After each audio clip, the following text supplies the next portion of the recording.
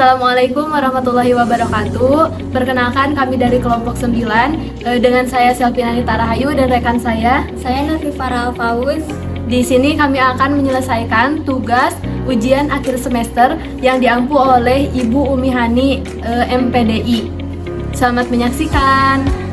Halo guys, Assalamualaikum warahmatullahi wabarakatuh. Di sini saya akan membahas tentang studi fikih dan hukum Islam. Apakah teman-teman ada yang tahu apa itu studi fikih dan hukum Islam? Kalau belum tahu, yuk simak bareng-bareng videonya. Pengertian istilah-istilah seputar hukum Islam terbagi menjadi 3, yaitu ada hukum, syariat, dan fikih. Hukum adalah peraturan yang terdiri dari ketentuan yang berupa suruhan atau larangan yang menimbulkan kewajiban atau hak. Syariat berasal dari bahasa Arab yang artinya jalan yang lurus. Syariat atau syariah berarti hukum yang ditetapkan oleh Allah melalui Rasul-Nya untuk hambanya. Fikih berasal dari bahasa Arab yang artinya mengetahui dan memahami sesuatu. Sedangkan menurut istilah, fikih berarti memahami dan mengerti wahyu dengan menggunakan penalaran akal dengan dalil secara rinci. Urgensi ijtihad dalam penetapan hukum Islam. Ijtihad sebagai metode penemuan hukum yang bersandar pada hadis Nabi yang diriwayatkan Mu'adz bin Jabal ketika diutus sebagai seorang hakim ke Yaman. Untuk menjawab persoalan, kita tidak mungkin lepas dari pembaharuan pemikiran Islam secara umum.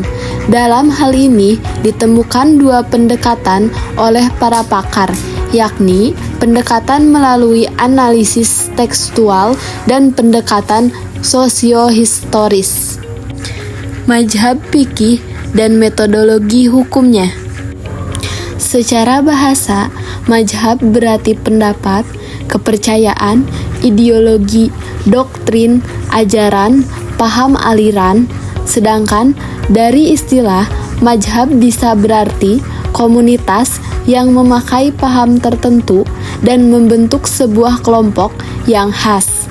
Faktor-faktor lahirnya mazhab dalam hukum Islam terbagi menjadi 3, yaitu sumber hukum. Sumber hukum yang disepakati Al-Quran, Sunnah, Ijma, dan Qiyas. Yang kedua, ada metodologi. Perbedaan metode istinbat hukum juga membawa dampak munculnya perbedaan mazhab. Yang ketiga, lingkungan. Lingkungan yang berbeda juga memberikan pengaruh bagi munculnya mazhab. Perkembangan terakhir kajian hukum Islam. Perkembangan hukum Islam sangat terlihat di awal periode 4 Khalifah pertama yang disebut Khalifah Ur-Rasyidin 11-14 Hijriah. Pada saat itu, wahyu telah berhenti, sementara berbagai acara hukum muncul di sana-sini sehingga memerlukan penyelesaian hukum. Memasuki zaman kemapanan, fikih dibutuhkan tidak hanya untuk mengatur peribadatan, tetapi juga mencakup bidang kehidupan yang lainnya, seperti hubungan antar negara, hukum tata negara, dan administrasi pemerintahan. Hukum pidana dan keadilan yang sesuai dengan perkembangan masyarakat yang diikuti dengan lahirnya ilmu-ilmu hadis dan ilmu-ilmu tafsir yang menjadi landasan utama tumbuhnya ilmu ini, sehingga muncul imam-imam besar dari sekte-sekte tersebut. Hukum Islam berkembang beriringan dengan pembangunan dan perluasan wilayah Islam dan hubungan dengan budaya dan orang lain. Hukum Islam di masa sebelum penjajahan Belanda, masyarakat Indonesia sebelumnya menganut animisme dan keyakinan dinamisme. Kemudian datanglah kerajaan-kerajaan yang dibangun atas dasar keyakinan yang diadopsi, kemudian diikuti oleh kelahiran kerajaan Islam yang didukung oleh penjaga, pembawa, dan penyiar Islam.